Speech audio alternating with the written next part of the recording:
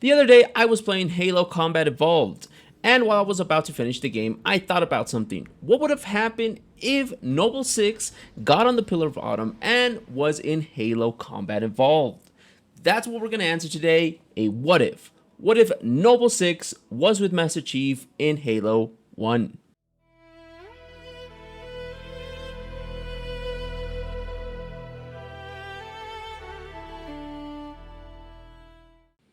Alright, so let's get right into it.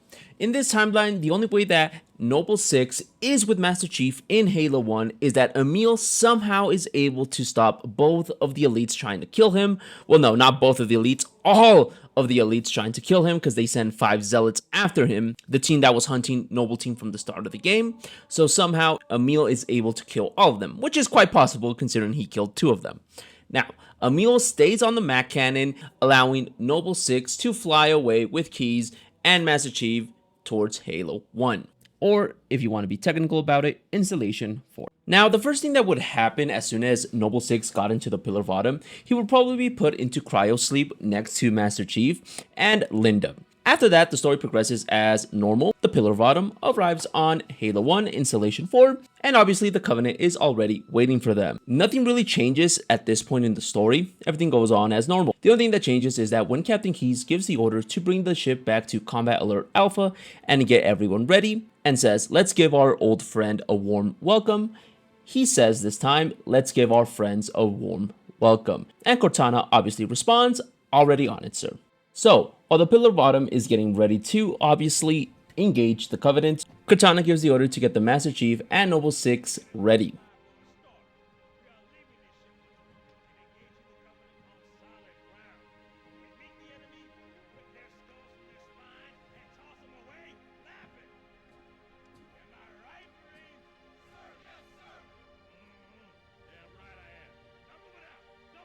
I really love that speech from Johnson. Alright, so after that, Cortana gives the order to wake up both Master Chief and Noble Six. Chief is the first one the cryotechs wake up. Shortly after that, it's Noble Six. Now, while the cryotechs are helping Chief with his armor, his shielding, his aiming, everything that he has to do, he notices another cryotech go to another pod and begin to defrost somebody else. And he hears the distinct sound of Mjolnir armor hitting the deck. And in his mind, the only other Spartan that is alive and in the Pillar of Autumn at this moment is Linda. Thinking that somehow the medics of the Pillar of Autumn were able to bring her back to fighting capacity, he calls out her name and starts to move towards the other Spartan. But just like that, he sees that this Spartan is shorter than Linda. In fact, he notices that it's not Linda nor any Spartan that he has trained with. He knows every single one of his Spartan, and this one is not a Spartan too. Taken aback, Chief simply asks, "Who are you?" While Chief doesn't know who Noble Six is, Noble Six obviously knows who the Master Chief is. Noble Six simply responds with, "Sir, I'm Spartan B312. Before Chief could ask another question, Keyes interrupts the conversation. Seeing that both Noble Six and Chief are active and in their armor and everything is set up, Keyes simply tells Master Chief that he will brief him when he gets to the bridge and that he has to move ASAP. One of the cryotechs starts to protest, saying that they still have to go through weapons diagnostics. Keyes simply responds that that's an order and to start moving. With that, all 3 of them start moving towards the door, and the cryotech assistant simply says that things have been really jumpy as of late. Just before they reach the door, they see an explosion on top in the observation station, and they see the Covenant breach into the room and kill the other assistants. With that, all 3 of them run towards the door, trying to get to the bridge as fast as possible. As they round the corner and start running towards the entrance of the next corridor, an explosion happens, killing the cryotech. Chief and Noble Six quickly find an alternate path and start heading towards the bridge. As they're running through the corridors, they see the crew of the Pillar of Autumn try to fight the Covenant forces. Both of them want to stay and help the crew, but they have an order, so they keep moving without wasting time. Noble Six takes the lead, allowing Chief to see how the Spartan moves. He is very puzzled by the appearance of this new Spartan, especially since he trained with every single one of his Spartans. As he watches Noble Six move through corridors, he notices that his movements are exactly like his Spartans. He sees how Noble Six analyzes every single room, how he moves cover to cover, and all of it seems so familiar to him. It was like if he was training with one of his Spartans back in training camp. He may not know this Spartan personally, but they move in unison as any other Spartan team would. This only raises more questions than answers.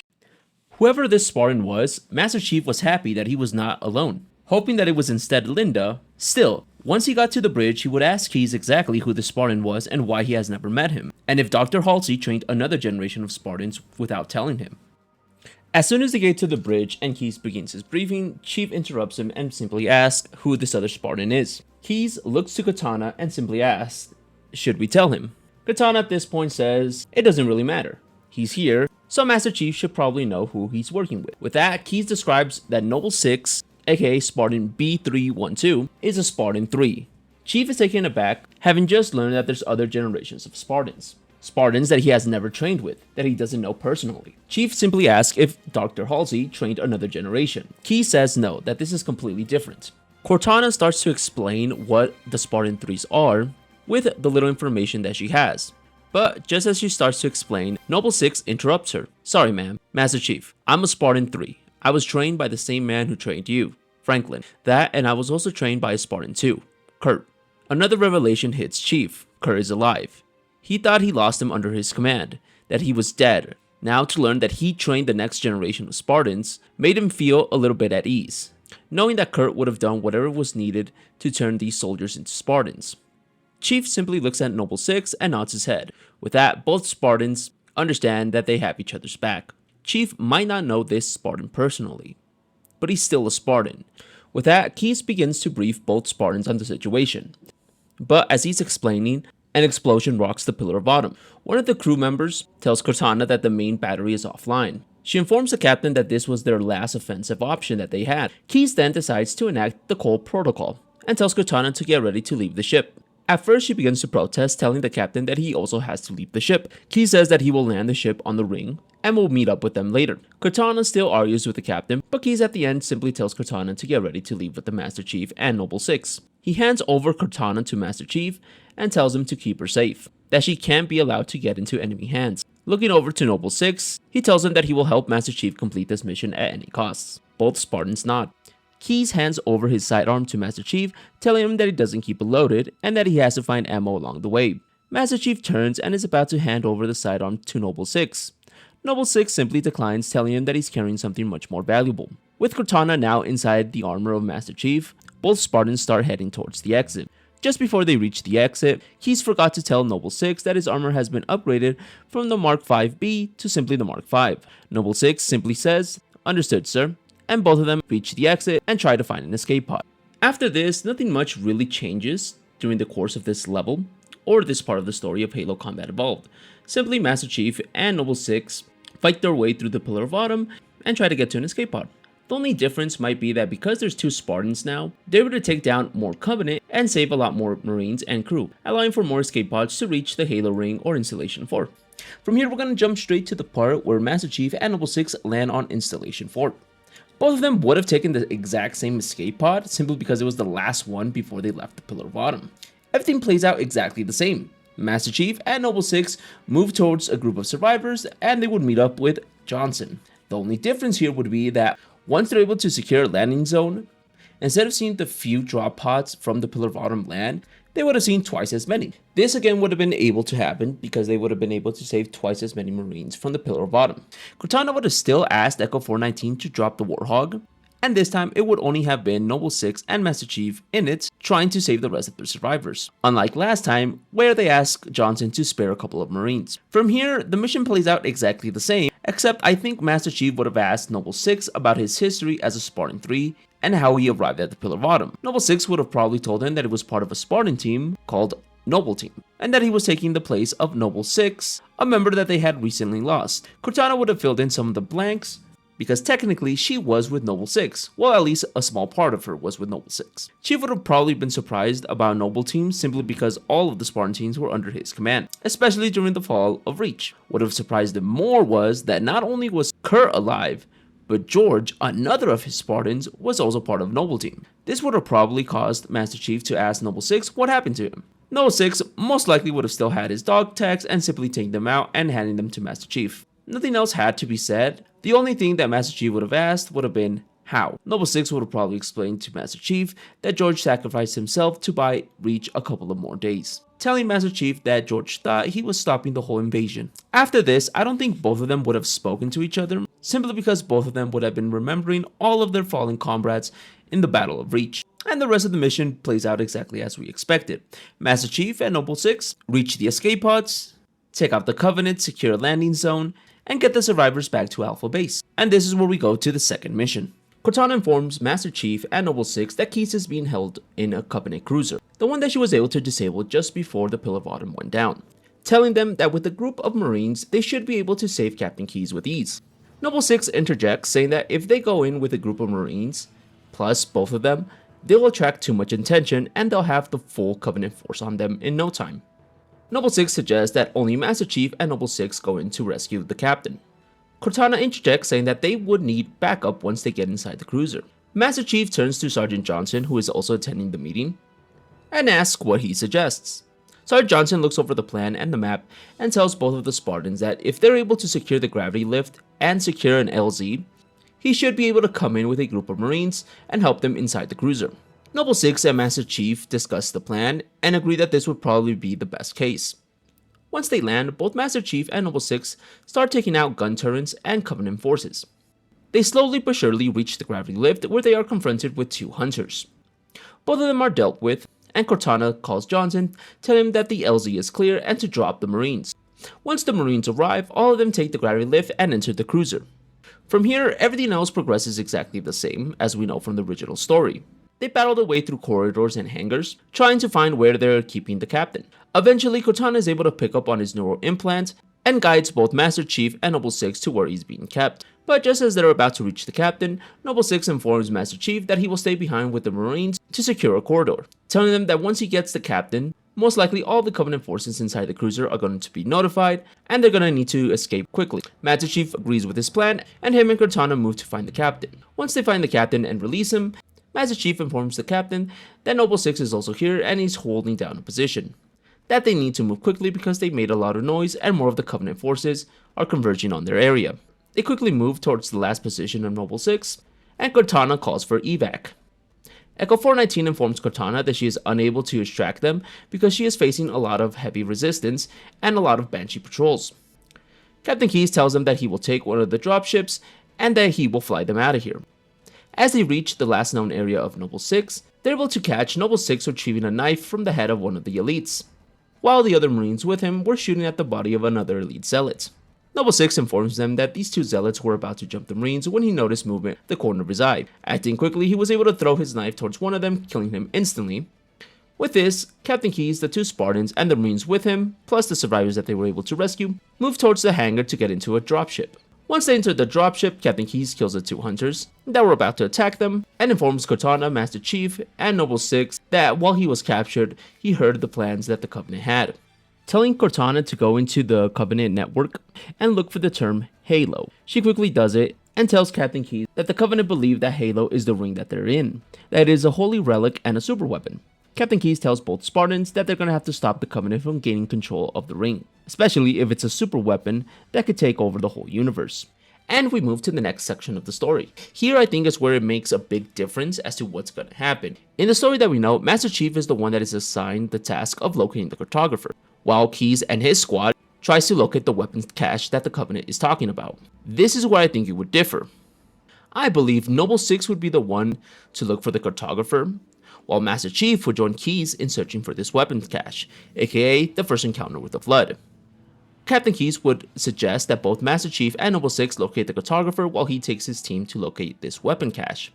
Noble Six will probably interject once again, telling him that he could do this mission solo. Master Chief, who is normally used to working only with other Spartans, would suggest that it would be better if they stick together. Cortana would interject, telling Master Chief that while both of them are very similar, there is a couple of differences between Noble Six and himself, telling him that while Master Chief is a great leader and works proficiently with other Spartans, Noble Six has always been sort of a lone wolf. That him working with Noble Team actually caused a lot of issues inside of Oni, simply because Noble Six has always worked alone. He excels at eliminating targets, working behind enemy lines, and always by himself. Master Chief thinks it over and agrees with the plan at the end. Master Chief looks over at Noble Six and tells him that he understands, that every single one of his Spartans had something that they were great at, and tells Noble 6 that now he is one of his Spartans too, and assigns Noble 6 the task of retrieving the cartographer while he joins Captain Keyes and his squad to retrieve the weapon cache. Just before they split up, Cortana tells Master Chief to give her a second, and tells him to insert her inside one of the terminals inside of Alpha Base. For those that don't know, the UNSC forces inside of Installation 4 did have a base that was known as Alpha Base, so this is probably where they were planning their missions just before they executed them. When Cortana is inside one of the terminals, she makes a small replica or small fragment of herself, telling Master Chief to give that small fragment to Noble 6, telling Noble 6 that since his armor is now the standard Mark V, his armor is now compatible with an AI. She tells Noble 6 that she made that fragment as close to the fragment that chose him. Just because he's a lone wolf doesn't mean that he won't need some backup. Noble 6 carefully takes the fragment of Cortana and inserts her into his armor. Captain Keyes ends the meeting/brief, telling Noble 6 that he wishes him luck and that if he needs support, to call the UNSC forces. Noble 6 simply responds with yes sir, and everyone heads off to gather their weapons and ammo for the next mission to come. Master Chief talks to Cortana just for a few seconds, telling him if Noble 6 is going to be fine by himself. Cortana simply responds that while yes, both of them are similar, that he should really have paid attention during the briefing. Master Chief then asks her a question. Is that why you chose him? To deliver the fragment of yourself to the Pillar of Autumn? With that, both Spartans get ready to complete their missions. From here on out, the story pretty much progresses exactly the same, except certain events that Master Chief would have done, it would have been instead Noble 6. For example, here in the Sighting Cartographer, nothing really changes, except that Noble 6 would have been the one to land on the shoreline, and he would have done it by himself. He would not have landed with 2 squads of Marines. Everything else would have played out exactly the same. He would have reached the installation structure, the door would have been closed, or locked by the Covenant, he would have had to unlock it and come back in. Going back just a little bit, I still believe it would have been Echo 419 to drop off Noble 6 on the shoreline, like she did with Master Chief. Reason being, she probably has the most experience with flying in a heavily combat zone. Since the beginning of Halo Combat Evolved, she has been there with us, so it makes sense she would have been the one to drop off Noble 6. He would have escaped or gotten out of the structure, and he would have called in Echo 419, or in this point, it would have been Cortana. Remember, I did give him a fragment of Cortana, and it just makes sense because he would have still needed that extra help. And since his armor was upgraded to the Mark V, something that I also believe the Pillar of Autumn would have done, nothing would have actually changed with this fragment in the storyline, except probably it would have taken her a little bit longer to unlock certain things or maybe do some operations, but besides that, everything stays the same. As soon as Noble 6 leaves the structure and calls for Echo 419, that fragment of Cortana would have done the exact same thing as the main Cortana in the main timeline and simply told Echo 419 that she would have to go inside of the Halo ring. And from there, everything else plays exactly the same. Once they're in the snow biome / the controls of Halo, basically he would have still found the Marines, he would have gathered them up, evac would have been called, and he would have reached the controls of the Halo ring just as Master Chief did. Here, once Cortana was inside the terminal, the same thing would have happened. She would have realized that the Covenant were about to release an ancient horror, and she would have told Noble 6 to head to Master Chief because they were going to need all the backup that they could have. Now, this does change a little bit the storyline just because Master Chief is with Keyes in this timeline. But regardless, Noble 6 would have called Echo 419 and would have told her to head towards Master Chief and the Captain. Now, going with Master Chief, because he went with Captain Keyes to search for this weapon stash, a lot of things in fact change. The big difference here would have been that once they get to the area where they make first contact with the Flood, instead of the Marines and everyone getting completely devoured, well, the majority of them, because they have a Spartan with them and they have the legendary Master Chief with them, they would have been able to have a more coherent battle and they would have been able to stand their ground a lot better.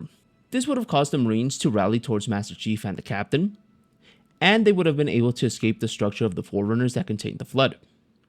Now, once they were able to escape the structure, I do believe that either Master Chief, Sergeant Johnson, or the Captain would have called for evac, and the same thing would have happened. The pilot would have informed them that they have to move towards a tower, and once again, because Master Chief is here, a lot more Marines are able to escape and they're able to form a more defensive line against the Flood. Here, I do believe that 343 Guilty Spark would have still taken first Sergeant Marvin.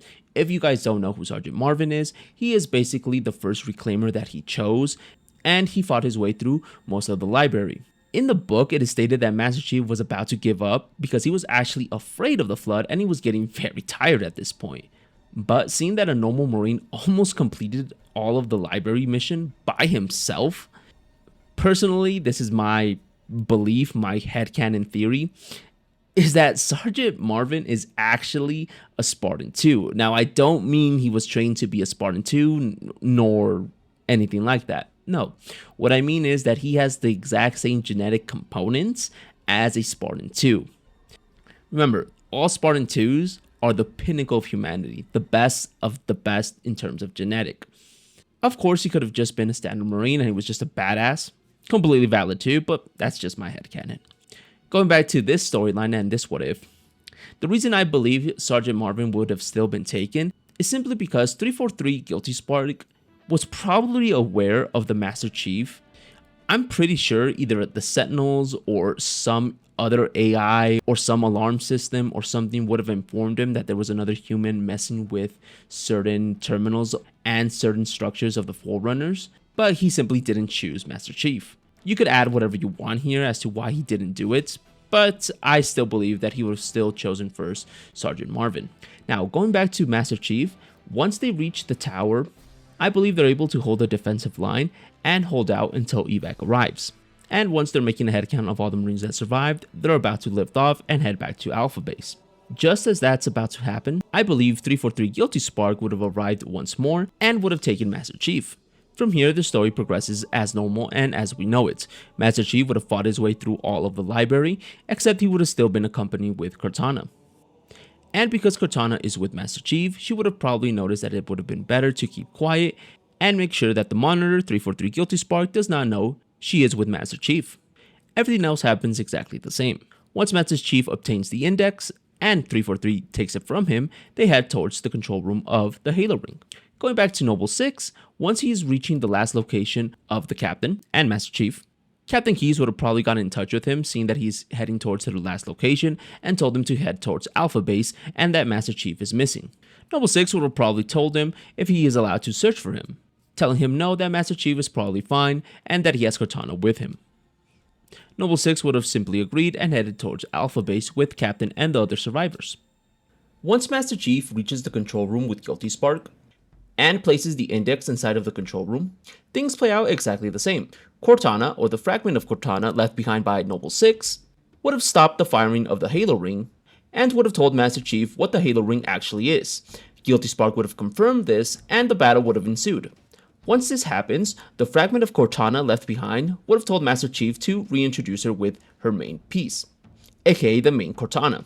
Once both Cortanas are introduced once again and are united, Cortana would have told Master Chief how to buy some time before 343 Guilty Sparks is able to fire the Halo Ring. He goes and overloads several points of the fire mechanism of the Halo Ring, while Cortana tells him what they must do to stop both the Flood and the firing of the Halo Ring. And because Captain Keyes is still alive in this timeline, there is no need for Master Chief to go to the Covenant Cruiser, and that whole section is completely skipped. Instead, once they finish overloading the firing mechanism of the Halo Ring, she would have been able to locate the Captain and simply teleported them to Alpha Base. There, they would have reunited with Noble 6, the Captain, and the rest of the UNSC forces. Cortana would have told the Captain what Halo actually is, and what they must do to stop the Flood and 343 from firing it.